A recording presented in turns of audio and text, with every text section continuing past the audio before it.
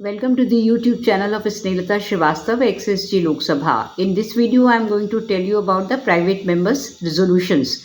Private members' resolutions are categorized into three parts. Resolutions which are mere expression of opinion by the House, resolutions which have a statutory effect, and resolutions which the House passes in the matter of control over its own proceedings. So the first one, resolution which are mere expression of opinion by the House. The purpose of such a resolution is merely to obtain an expression of opinion of the House. The government is not bound, as convention has it, to give effect to opinion expressed in these resolutions. It entirely rests on the discretion of the government whether or not to take action suggested in such resolution. The resolution which have statutory effect, the notice is given in pursuance of a provision in the Constitution or an act of Parliament. Such a resolution, if adopted, is binding on the government and has the force of law. The third one is resolution which the House passes in the matter of control over its own proceedings. A resolution of the House in the matter of control over its own proceedings has the force of law, and its validity cannot be challenged in any court of law. The House, by such a resolution, evolves sometimes its own procedure to meet a situation not specifically provided for in the rules. So, there are three types of resolutions. One is private members' resolution. About its three categories, I have already told you.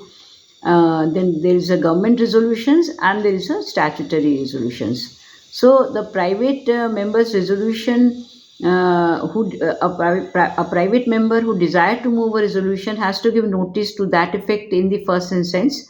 The notice addressed to the Secretary General may be handed over to the Parliamentary Notice Office at least 2 days before the date of the ballot.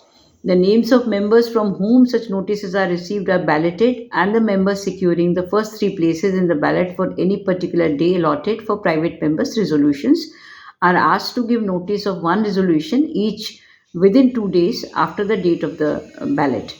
These resolutions, if admitted, are then included in the list of business. Notice of resolutions received from members after the prescribed time period are treated as time barred. A separate ballot is held for each day allotted for private members' resolution. The dates and time for holding the ballot are notified in Bulletin Part 2 before the commencement of a session. The first ballot of a session is held on the second day of the session and subsequent ballot on the specified days preceding such allotted days.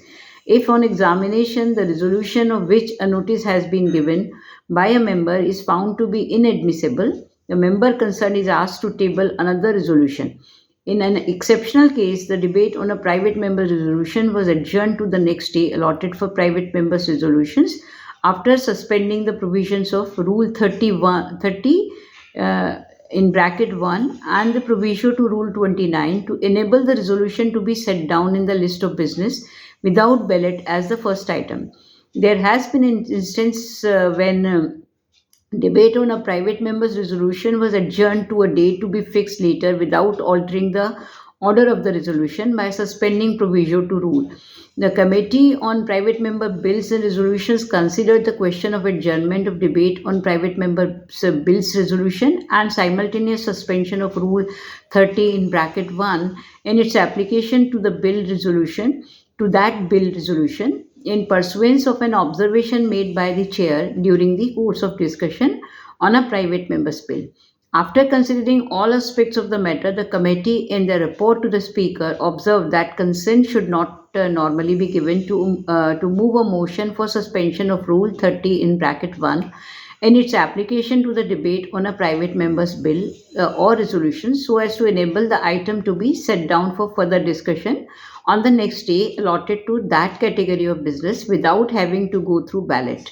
The request for suspension of Rule 30 in bracket 1 might therefore be considered only if there were extraordinary circumstances, complete unanimity in the House, and no other alternative course was available to meet the situation.